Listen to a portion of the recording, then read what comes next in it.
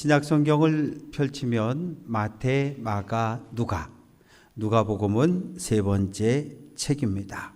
예수님의 생애 그리고 예수님의 사역에 대해 기록을 하고 있습니다. 누가라고 하는 사람이 기록을 했는데 골로새서 4장 14절은 사랑을 받는 의사 누가, 직업이 의사였어요. 그리고 유대인이 아니라 시리아, 오늘날 레바논 사람입니다. 로마에 살고 있는 데오빌로라고 하는 사람에게 예수를 소개하고 싶었던 거예요. 예수를 가르쳐주고 싶었던 거예요. 그래서 예수님의 제자들을 찾아다녔어요. 예수님을 만나서 병 고침받은 사람을 찾아갔고, 귀신 들렸다가 예수님 만나서 귀신이 쫓겨나 정신이 온전해진 사람을 찾아갔고, 오병이어의 기적의 현장에서 떡과 물고기를 먹었던 사람을 찾아갔어요. 세세하게 연구하고 조사해서, 그리고 로마에 살고 있는 데오빌로라고 하는 사람에게 예수님은 이러한 사람이었습니다 라고 소개할 목적으로 누가복음을 기록을 했습니다. 그래서 누가복음은 다른 복음서에 비해서 예수님의 탄생과 예수님의 어린 시절, 공생의 사역에 대해서 자세하게 기록을 하고 있습니다. 예수님은 사람의 아들이었다는 거죠. 예수님은 이 땅에 오셔서 유대인만 사랑하신 분이 아니라 이방인들도 사랑하시고 여성들도 사랑하시고 가난한 사람들, 병든 사람들, 장애인들에게도 하나님의 사랑과 자비를 베풀었다고 소개하고 있어요. 특히 예수님은 기도하는 일에 열심을 내셨는데 중요한 일을 결정할 때는 반드시 먼저 기도하셨다고 소개하고 있습니다. 누가복음 6장 12절 보면 예수님이 산에 올라가셨어요. 밤새도록 기도하고 새벽에 내려오셨어요. 그래서 많은 제자들을 불러 모아놓고 그 가운데 12명을 사도로 선택하셨습니다. 누가복음 22장 39절을 보면 예수님께서 제자들과 마지막 유월절 식사를 마치시고 그리고 나가서 감람산에 올라가셨어요. 감람산에 올라가셔서 힘쓰고 애써 기도하셨어요. 왜? 내일 이제 십자가에 못 박혀 죽임을 당해야 하는데 하나님의 뜻이 어디에 있는지 다시 한번 확인받으려고요. 얼마나 열심으로 기도했는지 땀이 뚝뚝 떨어지는데 핏빛으로 변했다고 성경은 기록을 하고 있습니다. 하나님의 뜻을 내 뜻으로 받아들이려고 예수님은 밤새도록 기도하십니다. 주 70년은 유대인들의 역사에 절대로 잊을 수 없는 해입니다. 로마 군대가 예루살렘 성을 포위했고 그리고 성을 함락시켰고 예루살렘 성전을 군합발로 짓밟고 들어가서 약탈하고 불을 질러버렸어요. 성전을 중심으로 활동했던 제사장들, 사두개파는 한순간에 몰락해버렸어요. 성전이 사라졌으니까 더 이상 성전에 있을 수 없고, 그래서 뿔뿔이 흩어지거나 아니면 바리새파에 흡수되어 버렸습니다. 로마 제국을 향해서 무장 독립운동을 펼쳤던 셀로 땅들 모두 사라졌어요. 오직 바리새파만 남아 있습니다. 누가는 예수님의 제자들이 대부분 순교를 당한 주후 80년경에 누가복음을 기록을 했습니다. 바리새인은 누구입니까? 평신도 지도자들이에요. 각 마을마다 동네마다 세워져 있는 회당을 중심으로 믿음 생활을 했던 사람들. 바리새, 헬라어로 페로심, 구별된 사람, 죄와 구별된 사람, 악과 구별된 사람, 세상과 구별된 사람이라는 의미를 가지고 있어요. 헬라 문화, 로마 문화를 철저하게 배격했고 모세 오경을 따라 믿음의 길을 걸어갔던 사람들. 천사가 있다, 부활도 있다, 영생도 있다, 천국도 있다, 심판도 있다고 믿었던 사람들. 장로들의 전통, 탈무드를 성경처럼 소중히 여겼던 사람들입니다. 레위기 11장 45절 같이 한번 해볼게요. 내가 거룩하니 너희도 거룩하라. 바리새인들의 주제는 거룩이에요. 거룩, 거룩, 거룩. 하나님이 거룩한 것처럼 우리도 거룩해야 돼. 거룩을 문자적으로 받아들였어요. 하나님의 마음을 헤아리지 못했어요. 바리새인들은 스스로 생각하기를 유대 공동체의 거룩함의 지수가 70점을 넘으면 메시아가 온다고 그렇게 확신했어요.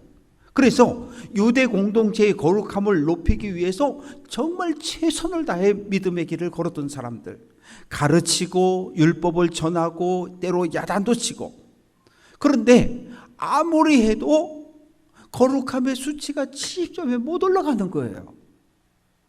그래서 공동체 안에 이렇게 쳐다보고 일단 이방인들을 내쫓았어요.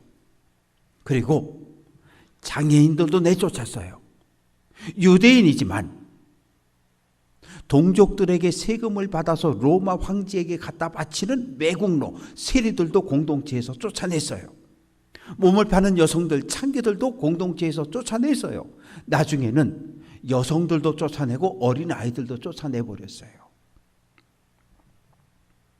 그런데 어느 날 갈릴리 나사렛 촌놈 예수라고 하는 사람이 등장했는데, 유대 공동체가 죄인으로 정죄해서 내쫓은 사람들, 장애인, 귀신 들린 사람들, 이방인들, 이런 사람들을 찾아가서 귀신을 내쫓고 병을 고치고 온전하게 하나님의 백성으로 회복시키고 있는 거예요. 그래서 바리새인들은 기분이 나빴어요.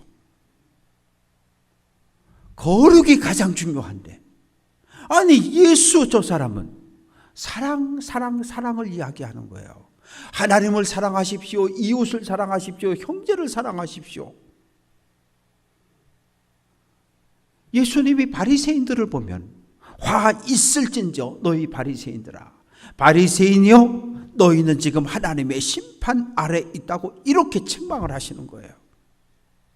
그래서 바리새인들도 예수님에 대해서 기분이 나빴고 사두개인들과 연합해서 예수를 사내들인 공회에 세우고 예수 저 사람이 하나님의 이름을 모독했다며 신성모독죄로 사형을 선고해 버립니다. 오늘 말씀은 예수님께서 바리새인들의 잘못을 책망하고 있는데, 9절 말씀 보면 자기를 의롭다고 믿고 다른 사람을 멸시하는 사람들이 바리새인들이었어요. 나는 의롭다, 나는 신앙생활 잘한다. 우리의 신앙을 위협하는 가장 무서운 것은 무엇일까요? 불신? 하나님을 안 믿는 거? 아니에요. 나는 의롭다라고 하는, 나는 신앙생활 잘한다라고 하는 교만, 자기 의로움이 우리 신앙생활의 가장 무서운 적이에요. 나는 옳아, 내 생각은 옳아, 이렇게 주장하는 사람은 다른 사람을 배려할 줄 몰라요. 다른 사람에게 은혜 베풀고 사랑 베풀고 다른 사람을 배려하는 마음이 그 마음속에 없어요. 교만한 사람은 자기 자신의 의로움만을 자랑해요. 전 세계적으로 보면 자기가 옳다고 주장하는 나라의 대통령들이 몇 있어요. 뭐 우리나라도 마찬가지고 우리 주변에도 보면 나는 의로워, 나는 잘나서, 나는 신앙생활 정말 잘해, 자기를 자랑하는 사람들이 있어요. 내가 의롭다라고 하는 것은 나는 의로워요 이렇게 주장해서 그 사람이 의로워지는 게 아니라 하나님께서 의롭다고 인정할 때 그 사람이 의로운 거예요. 성경은 어떤 사람을 의롭다고 이야기할까요? 하나님의 말씀에 순종하는 사람을 의롭다 그래요. 하나님 말씀대로 살다가 감옥에 갇히고 매를 맞고 순교를 당하면서도 하나님을 부정하지 않는 사람, 그 사람을 성경은 의롭다고 이야기합니다. 그런데 바리새인들은 그렇지 않았어요.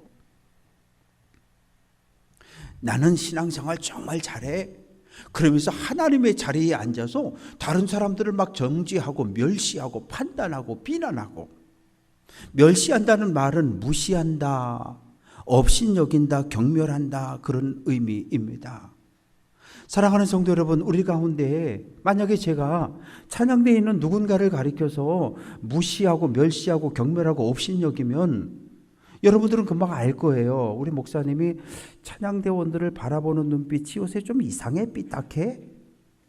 기분이 나쁠 거예요. 그러면 시간이 지나면서 찬양대 자리가 하나씩 둘씩 비기 시작하겠죠. 왜? 목사님이 뭐 찬양 끝나고 나면 이렇게 쳐다보는데 뭐 이렇게 기분 좋아서 박수 치는 것 같지도 않고 기분이 나빠서 아주 우습게 그렇게 대한다고 그러면 찬양대원들이 기분이 나쁠 거예요. 우리 가운데 어느 누구도 다른 사람을 바라보면서 경멸, 멸시, 업신, 무시 그러면 안 돼요. 왜? 우리 모두에겐 하나님의 형상이 있어요. 하나님이 사람을 창조할 때 하나님의 형상대로 창조했기 때문에 장애를 가졌어도 몸이 아파도 연약해도 가난해도 하나님의 형상이 있는 거예요. 하나님의 형상을 가지고 있는 사람을 어떻게 멸시, 무시할 수 있습니까? 그러면 안 돼요. 제자들의 발을 씻기신 예수님의 마음을 품고 나보다 연약해 보이는 지체들, 가족들, 형제들, 이웃들, 성도들을 사랑하고 섬겨가는 귀한 성도들 될 수 있기를 주님의 이름으로 축원합니다.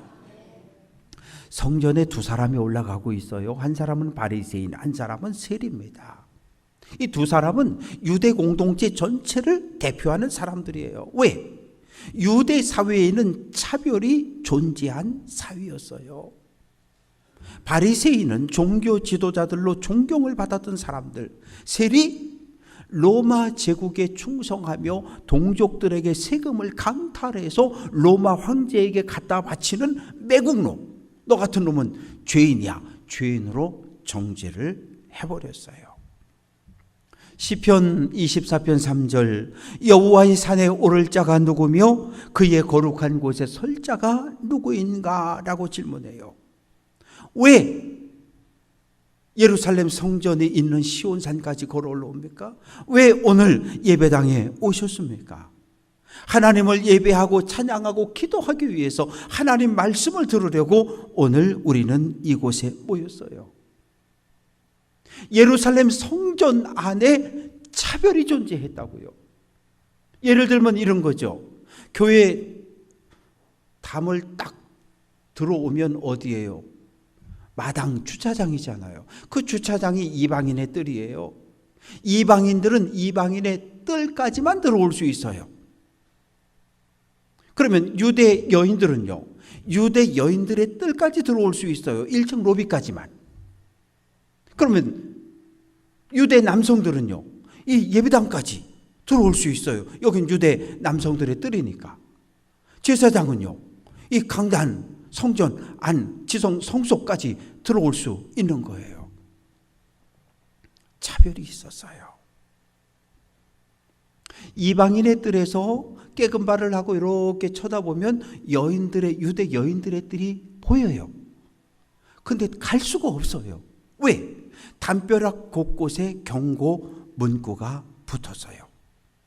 할례받지 않은 이방인이 이 신성한 성전에 들어가면 죗값으로 죽는다. 이방인의 뜰도 성전이잖아요. 이방인들이 하나님을 예배하고 하나님을 기도하고 말씀 듣겠다고 찾아왔는데 이방인의 뜰에선 하나님께 드릴 송아지를 팔고 있어요. 소가 똥도 싸고 오줌도 싸고 양들은 맴매거리고 있고 거기서 무슨 기도를 하고 무슨 찬양을 하고 무슨 말씀을 들을 수가 있어요. 세리는 유대인이었어요. 그런데 죄인으로 정죄받았기 때문에 이방인의 뜰 한쪽 구석에 서서 기도합니다. 사랑하는 성도 여러분, 기도가 무엇입니까? 기도는 하나님과 나와의, 하나님과 우리와의 대화예요. 하나님 앞에 서면 나 자신의 모습을 솔직하게 드러내야 합니다. 거울을 보면 우리 겉모습은 볼 수 있는데 우리 속마음은 몰라요. 우리 속이 지금 어떠한지 거울은 우리에게 비춰주지를 않아요. 다만 얼굴 표정을 통해서 내가 지금 행복하다, 내가 지금 분노, 내가 지금 슬프다, 내가 지금 우울하다, 이 정도만. 하나님 앞에 서서 기도할 때 우리는 하나님께 간구하고 요청할 수 있어요. 그리고 기다려야 돼요. 왜? 하나님 어떻게 할까요? 그러면 하나님이 응답 주실 때까지 기다려야 되잖아요. 기다려야 돼요. 그리고 내 생각과 하나님의 생각이 다를 때가 있어요. 하나님 이거 해주세요. 그런데 하나님은 아니야, B야. 그러면 어떻게 해야 돼요? 정말 믿음 있는 사람, 기도하는 사람이라면 내 생각을 내려놓고 하나님의 뜻 B를 내 뜻으로 받아들이는 사람이 정말 믿음 있는 사람입니다. 하나님은 사회에서 직분이 뭔지, 부자인지, 권력이 있는지 그런 거 관심 없으셔요. 하나님은 우리의 마음 중심을 보시는 분이십니다. 바리새인이 기도합니다. 유대인의 뜰까지 올라왔겠죠. 유대 남성들의 뜰까지. 하나님이여, 나는 다른 사람들 토색하고 불의하고 간음하는 그런 죄인들과 같지 않고 이 세리와도 같지 아니함을 감사하나이다. 왜 기도하는데 하나님 계신 하늘을 바라보고 두 눈을 번쩍 뜨고 기도하거든요. 유대인들의 기도 풍습은. 그런데 왜 기도하는데 다른 사람들을 떠올리며 기도할까요? 함께 성전에 걸어 올라왔던 세리를 떠올리며 기도할까요? 지금 두 눈을 뜨고 하나님 계신 하늘을 향하여 손을 번쩍 들고 기도하고 있지만 하나님을 의식하지 않아요. 주변 사람들, 주변에 사람들이 많이 있지? 큰 소리로 기도하는 거예요.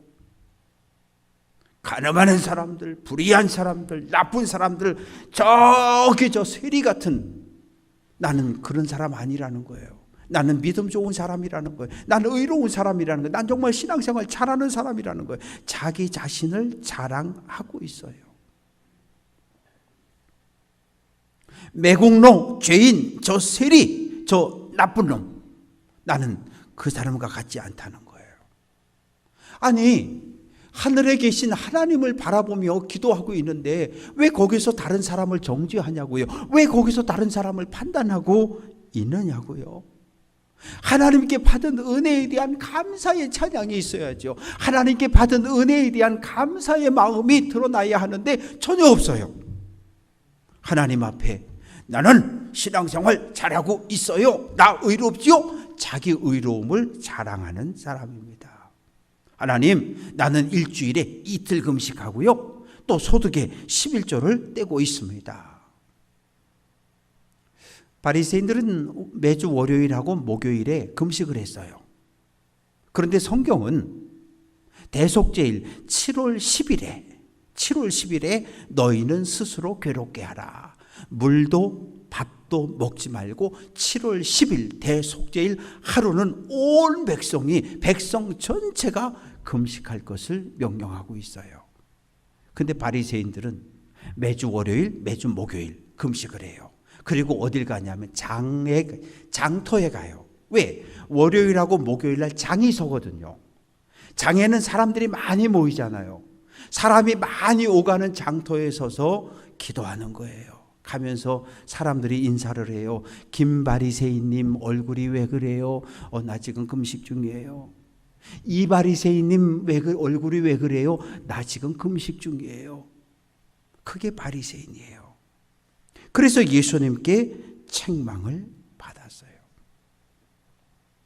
금식기도 많이 하는 거 자랑할 필요 없어요. 금식기도 왜 합니까? 옛날 어떤 부흥 강사님은 금식기도 40일 금식기도 몇 회 뭐 이렇게 써놓고 명함에다 갖고 다니던데 그럴 필요가 없어요. 왜? 금식은 누구 앞에 하나님 앞에 한 거잖아요. 하나님 앞에 금식 몇 번 한 것이 그게 세상에 자랑할 자랑거리가 되는 거예요. 금식을 몇 번 했으면 뭐하고 며칠 했으면 뭐 할 거냐고. 하나님 말씀대로 살지 않는 것을 정말 부끄러워할 줄 알아야 되는데, 하나님 말씀대로 살지 않는 것은 전혀 부끄러워하지 않아요. 그냥 금식 몇 번 했다, 며칠 했다, 아무 의미가 없어요. 금식을 통해서 우리가 봐야 할 것은 나의 죄, 나의 허물, 나의 연약함입니다. 11조를 드린다고 자랑하고 있어요. 11조는 뭡니까? 하나님이 나에게 베풀어 주신 은혜에 대한 감사의 표현이 11조예요. 하나님께서 많이 주셨으면 많이 하는 게 맞는 거예요. 그런데 지금 바리새인은 성경은 보리 농사 끝나고 밀 농사 끝나고 포도 농사 끝나고 감람 올리브 농사 끝나면 11조 드리라 그래요. 소떼 가운데 양떼 가운데 11조를 띠라 그래요. 그런데 지금 바리새인은 뭘 자랑하고 있는 거냐 하면 텃밭에 심어놓은 박하, 회양, 근처의 11조도 구별한 사람들이에요. 파가 가지가 났는데 몇 개가 났는지 하나 둘 셋 넷 10번째 뽑아서, 그리고 상추가 쭉 올라가는데 하나 둘 셋 넷 다섯 여섯 일곱 여덟 아홉 10번째 떼서, 그렇게 채소의 11조까지 구별했던 것이 바리새인들입니다. 뭐 그럴 수 있어요. 믿음이라고 생각해요. 좋다고 생각해요. 그러나 그것이 결코 자랑할 건 아니라는 거예요. 내가 이만큼, 내가 이 정도 신앙생활 잘한다고 자랑할 건 아니라는 거예요. 바리새인은 분명 예루살렘 성전에 올라왔어요. 그러나 하나님을 만나지 못했어요. 하나님을 만났더라면 자기 가슴을 치며 죄를 내어놓고 회개했을 텐데 하나님을 만나지 못했어요. 종교적인 열심만, 경건함만, 의로움만 자랑했어요. 이 사람은 하나님을 사랑하지 않는 사람이에요. 하나님의 사랑을 경험한 적도 없는 사람이에요. 세리를 볼까요? 세리는 유대인입니다. 세리라는 직업 때문에 저쪽 주차장 한쪽 구석에 서서 기도합니다. 눈을 뜨고 손을 들고 기도해야 하지만 하늘을 바라보지도 못해요. 감히 눈을 들어 하늘을 쳐다보지도 못하고 기도합니다. 하나님, 나는 죄인이라는 거예요. 나는 죄인이라는 거예요. 시편 123편 1절은 하늘에 계시는 주여, 내가 눈을 들어 주께 향하나이다. 하늘에 계신 하나님을 바라볼지도 못해요. 가슴만 쳐요. 한두 번 치는 게 아니라 죄의 근원인 가슴을 계속 칩니다. 회개하는 거예요. 나는 죄인입니다. 하나님, 나는 죄인인 거 알아요. 하나님, 나를 용서해 주세요. 하나님, 하나님의 은혜 안에서, 하나님의 은혜의 날개 안에 살아갈 수 있도록 내 죄를 용서해 달라고, 나를 불쌍히 여겨 달라고. 그냥 자비 긍휼이 아니라 내가 지은 모든 죄를 용서해 주시고 나를 하나님 거룩한 백성의 은혜 안으로 인도해 달라고 요청해요. 시편 51편 3절입니다. 같이 한번 해볼게요. 나는 내 죄가를 안다. 이 세리의 기도가 우리가 본받고 배워야 할 기도예요. 나는 내 죄가 무엇인지를 안다는 거예요. 내가 죄인임을 깨닫고 나를 용서해 달라는 겸손한 마음으로 하나님 앞에 설 때 우리의 죄는 사함을 받습니다. 바리새인도 기도했어요. 세리도 기도했어요. 기도를 하나님이 하늘에서 받으셨어요. 하나님의 판단입니다. 14절, 이 사람 세리가 의롭다 하심을 받고 그의 집으로 내려갔다. 하나님은 세리의 눈물을 보셨어요. 회개의 눈물을 보셨어요. 정말 진심으로 하나님 앞에 죄를 토해내는 그의 눈물을 보시고 받으셨어요. 그리고 그 죄를 용서해 주셨어요. 바리새인은 여호와여, 나는 의로운 사람입니다, 의인입니다 라고 기도했지만 하나님의 법정은 아니야, 김바리새인, 너는 의인 아니야. 세리는 스스로 하나님, 나는 죄인입니다 라며 자신을 낮췄지만 세리는 용서를 경험하고 의롭다 하심을 받습니다. 로마서 3장 24절 하나님의 은혜로 값없이 의롭다함을 얻었다라고 말해요. 금식을 통해서 선행을 통해서 의롭다함을 받는 것이 아니라 하나님의 은혜, 아무 가치 없이 우리에게 베풀어 주신 하나님의 은혜를 통해서 우리는 의롭다함을 받습니다. 세상은 연봉이 높아지고 직위가 높아지고 그러면 아이고 막 잘됐다고 축하해요. 그러나 하나님의 나라는 그렇지 않아요. 나를 높이는 자는 낮아지는 거고 나를 낮추는 자는 높여진다고 말씀합니다. 빌립보서 2장 8절입니다. 사람의 모양으로 나타나사 자기를 낮추시고 죽기까지 복종하셨으니 곧 십자가에 죽으셨다고 말합니다. 예수님은 누구십니까? 사람 몸을 입고 이 땅에 오신 하나님이셔요. 예수님은 절대 순종자였어요. 하늘 아버지 말씀에 단 한 번도 아니요, 노를 하지 않았어요. 십자가에 죽어야 한다고 할 때 아멘으로 하늘 아버지의 명령에 순종했어요. 십자가에 죽고 무덤에 장사된 예수님을 하나님께서 사흘 만에 다시 살려주셨어요. 우리도 언젠가 하나님 앞에 설 때가 있습니다. 히브리서 9장 27절은 한 번 죽는 것은 사람에게 정해진 것이라고 이야기해요. 오늘 하루 최선을 다하는 삶을 살아가시기를 주님의 이름으로 축원합니다. 목사님 내년에 할게요. 아니요, 내년에 하지 마시고 지금 하셔요. 가족 사랑도 자녀 사랑도 오늘 하시라고요. 내일 하지 않아요. 아니요, 우리에게 내일은 영원히 오지 않아요. 우리에겐 오직 오늘만 있어요. 오늘 사랑하고 오늘 기도하고 오늘 예배하고 오늘 섬기며 믿음의 길을 달려가는 성도 되시기를 주님의 이름으로 축원합니다.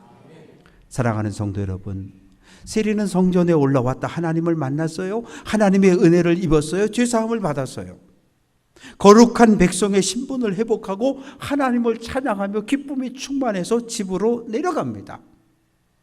진정한 예배자의 삶은 예배당에서 끝나는 거 아니에요. 축도하고 아멘하고 여기서 끝나는 것이 아니라 예배당 문을 열고 가정으로 일터로 이웃들에게로 하나님의 은혜가 흘러 보낼 수 있어야 합니다. 하나님 앞에 설 때마다 받은 은혜에 대한 감사의 마음을 표현하시고 찬양하고 그리고 오늘 이 시간 예수님이 이곳에 서서 하나님의 말씀을 선포한다고 생각하며 선포되는 하나님의 말씀을 나에게 주시는 은혜의 말씀으로 받고 하나님의 뜻을 구하는 기도를 하고 그래서 내 뜻과 하나님의 뜻이 일치하는 응답받는 응답하심에 감사 찬양하며 믿음의 길을 달려갈 수 있는 귀한 성도들 될 수 있기를 주님의 이름으로 축원합니다.